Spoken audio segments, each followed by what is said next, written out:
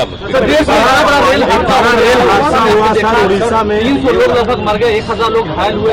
आप लोग कहते हैं रेलवे का, तो जब हम श्रद्धेय अटल बिहारी वाजपेयी जी की सरकार में थे रेल मंत्री, और उस समय भी कहीं कहीं तो हमने तो बार बार हम कहते थे रिजाइन कर हम नहीं करेंगे, तो उन्होंने कहा कि नहीं इस काम को करिए।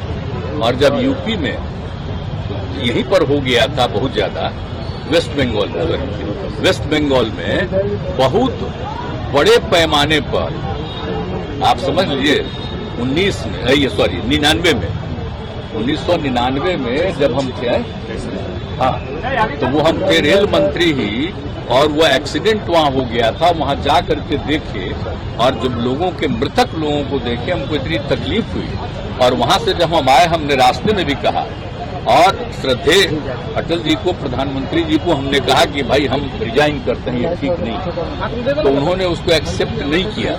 लेकिन बाद में हम फिर गए और हमने कहा कि सर मेरे इस्तीफे को दोबारा हमने दिया, स्वीकार किया जाए, नहीं तो हमको बहुत तकलीफ है, इतनी बड़ी दुर्घटना घटी है, ये हमको अच्छा नहीं लग रहा है। और तुरंत चुनाव वगैरह भी होने वाला है, तो हमको जाएंगे, हमको बड़ा खराब लगेगा, इसलिए कृपा करके हमको छोड़ दीजिए। तो वो फिर हमको स्वीकार कर लिए और हमने वो रिजाइन किया। बाद में तो और भी हुआ।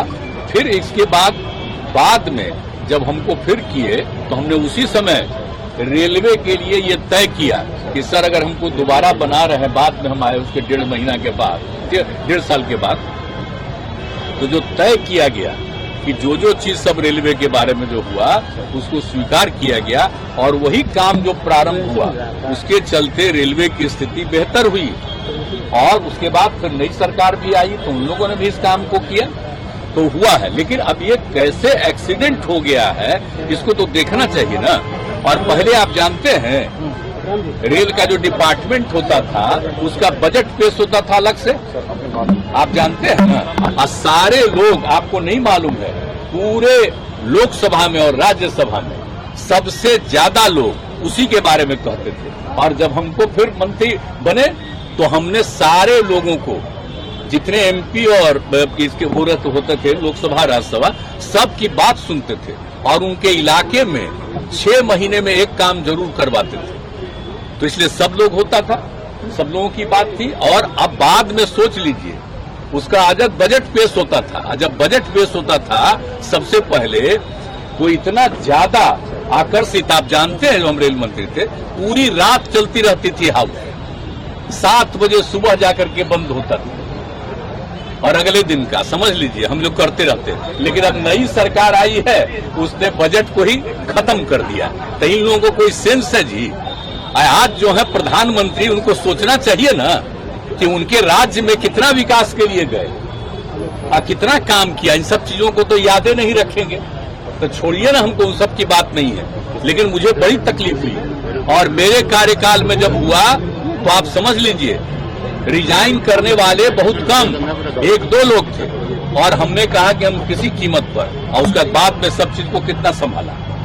अब अभी हो रहा है, अच्छा नहीं लग रहा। हम तो कुछ कहते नहीं है, हमको उस पर दुख प्रकट किया, हमने तो कुछ नहीं कहा। लेकिन अब आज आप पूछ रहे थे, आपको कह रहे, यानी रेलवे का जो होता था, अगर इसी को फिर जगह हर बार सदन में बातचीत होती, तो जितने लोग सदस्य थे, एमपी और दोनों जगह के, लोकसभा राज्यसभा, सब कितना करते थे।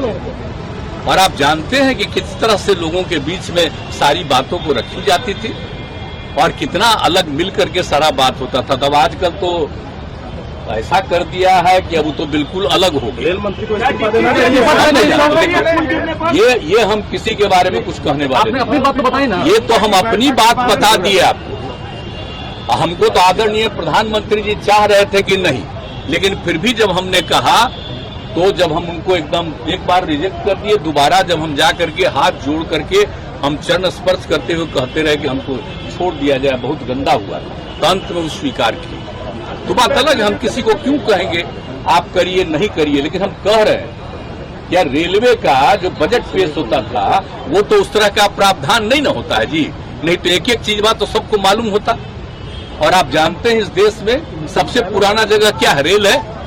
और सबसे ज्यादा जरूरी क्या है? लोगों की सुविधा किससे है? उसी पर ना चलते हैं लोग। तो ये तो बहुत आवश्यक चीज है, लेकिन उसको छोड़ करके लोग अपने ढंग से आजकल काम प्रचार प्रसार कर रहे हैं। सारा चीज आप समझ लीजिए, ये लोग तो जितना पुराना सब चीज है सबको खत्म कर देंगे, पौराणिक कर देंगे।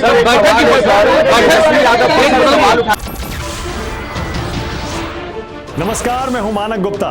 अगर आपको हमारा ये वीडियो पसंद आया हो तो इसे लाइक और शेयर जरूर करें, और हाँ, हमें सब्सक्राइब और फॉलो करना ना भूलें ताकि आप देश और दुनिया की कोई खबर मिस ना करें। तो जुड़े रहिए हमारे साथ और देखते रहिए News 24।